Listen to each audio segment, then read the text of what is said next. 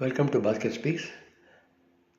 தமிழக தேர்தல் வர ஆரம்பிச்சாச்சு. அதோடைய சூழ்நிலைகள்லாம் உருவாகிடுச்சு. எலெக்ஷன் கமிஷன் வந்து ஃபைனல் ஓட்டர் லிஸ்ட்டை போட்டாங்க. கிட்டத்தட்ட 70 லட்சம் பேரை நீக்கிட்டாங்க. என்ன காரணம் இன்னும் தெரியல. அது எலெக்ஷன் ரிசல்ட் வந்த அப்புறம் தான் அது தெரியும். ரெண்டாவது வந்து எலெக்ஷன் கமிஷனுடைய நாமினேட்டட் பர்சன்ஸ் எல்லாம் தமிழ்நாட்டில் ஒரு இன்ஸ்பெக்ட் பண்ணுறதுக்காக வராங்க. ஸோ இதெல்லாம் பார்த்திங்கன்னா ஒரு எலெக்ஷன் கூடிய சீக்கிரத்தில் நடக்கும் அப்படிங்கிறது தெரிஞ்சிருச்சு. நம்ம அதுக்குள்ளே போக விரும்பலை.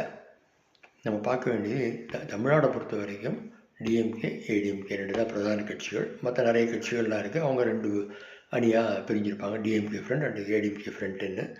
இப்போ ஆனால் உள்ள ஒரு வேறு மாதிரி ஒரு தோற்றத்தை வந்து க்ரியேட் பண்ணுறாங்க. என்னென்னா அது என்டிஏ ஃப்ரண்ட் அப்படின்னு. இந்த என்டிஏ ஃப்ரண்ட்டுன்னு நேஷனல் டெமோக்ராட்டிக், அதாவது பிஜேபி தான் நேஷனல் லெவலில் அதுக்கு வந்து இது பேரண்ட் மாதிரி. அது அப்போது என்டிஏங்கிற இங்கே இருக்க முடியாது. இது வந்து ஏடிஎம்கே ஃப்ரண்ட்டுன்னு தான் இருக்கணும். ஆனால் அவங்க என்டிஏ ஃப்ரண்ட்டுன்னு பிஜேபி அதை வந்து ப்ரொஜெக்ட் பண்ணிகிட்டே வராங்க. இதையும் நம்ம பார்க்குறோம். அதுலேருந்து நமக்கு என்ன ஐடியா இருக்குதுன்னா, இதை வந்து பிஜேபி தன்னுடைய ஃபுட்ஹோல்டில் தமிழ்நாட்டில் உள்ளே கொண்டு வரதுக்கு இது ஏடிஎம்கே மூலமாக வரலாம், உள்ளே நுழைக்கலாம் அப்படின்னு சொல்லி முதல்ல ஸ்டெப் எடுக்கிறாங்கங்கிறத நம்ம பார்க்குறோம். ஒன்று வந்து இவர் 4-5 மாதம் முன்னாடியே அவங்க வந்து எடப்பாடி இனிமேல் பிஜேபி கூட்டணியே கிடையாதுன்னு சூடரிச்சார். ஆனால் திடீர்னு பார்த்திங்கன்னா ஒரு நாளைக்கு அமித்ஷா வந்தார். 2 பேருமா சேர்ந்து கையை உயர்த்தினாங்க. முதல்ல எடப்பாடியோடைய அலையன்ஸ் போட்டார். அதுக்கப்புறம் கொஞ்சம் நாள் கழித்து ஒவ்வொருத்தரையாக கூப்பிட்டு டெல்லிக்கு வர. இப்போ இவரை பார்த்திங்கன்னா செங்கோட்டையன் ஒரு 3-4 தடவை அமித்ஷா போய் பார்த்துட்டு வந்தார். அப்போ அவரை எப்படி உள்ளே கொண்டு வரணும் இல்லையா, அதை எப்படி இப்போ விஜயை வந்து ப்ரொஜெக்ட் பண்ணுறது பிஜேபி தான். அதனால் அவர் விஜய்க்கு ஒரு இல்லாத செல்வாக்கை மக்கள் மத்தியில் க்ரியேட் பண்ணி ஒரு ஹைப்பை க்ரியேட் பண்ணி ஒரு 3 மாதமாக அது நடந்துக்கிட்டே இருக்குது இங்கே தமிழ்நாட்டில். அதில் ஒரு செங்கோட்டையனை உள்ளே புகுத்துறாரு. செங்கோட்டையன் மூலமாக நிறைய அவருக்கு ஒரு அரசியல் அனுபவம் நிறைய இருக்குது. ரொம்ப வருஷமாக அவர் அரசியல் இருக்கிறதுனால அவர் மூலமாக டிவிகேக்கு ஆளை பிடிக்கலாம், எலெக்ஷன் அனௌன்ஸ் பண்ணட்டுங்கிறது அவர் அந்த ஒரு சைடில் அதை டிவிகேயை மட்டும், அதாவது விஜயோட கட்சியை மட்டும் தனியாக வச்சுருக்காரு. இன்னொரு பக்கம் ஆஸ் யூஷுவல் மற்ற கட்சிகள் அன்புமணியை கேட்கவே வேண்டாம். அவருக்கு பதவி கொடுத்தா என்ன வேணால் பண்ணுவார். அவரும் எடப்பாடி ஒருத்தருக்கு திட்டின வீடியோவில் நம்ம பார்த்துருப்போம். ஆனாலும் அன்புமணி அந்த கட்சியில் போய் சேர்ந்துட்டார். அதுமாதிரி டிடிகே தினகரன் எப்படிலாம் பேசினார் எடப்பாடின்னு தெரியும்.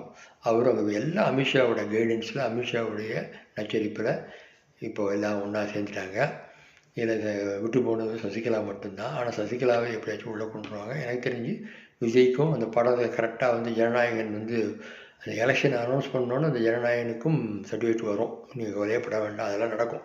இதெல்லாம் ஒரு ஏற்கனவே உள்ள ஏற்பாடுகள் மாதிரி தான் தெரியுது. அவரை உள்ளே கொண்டு வந்து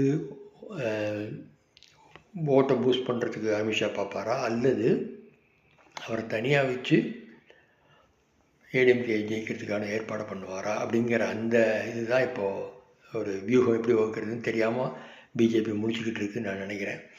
இருந்தாலும் விஜய் நினைக்கிற மாதிரி அவருக்கெல்லாம் ஓட்டுலாம் விழாது. இருந்தாலும் அவருக்கு ஒரு நம்பிக்கை, அவரும் ஏதோ பண்ணிகிட்டு இருக்கார். ஆனால் கரூர் இன்சிடெண்ட் இன்றைக்கி எல்லோரும் மறந்துட்டாங்க. 35 பேரோட உயிர் வந்து இன்றைக்கி நமக்கு அது மறந்து போச்சு.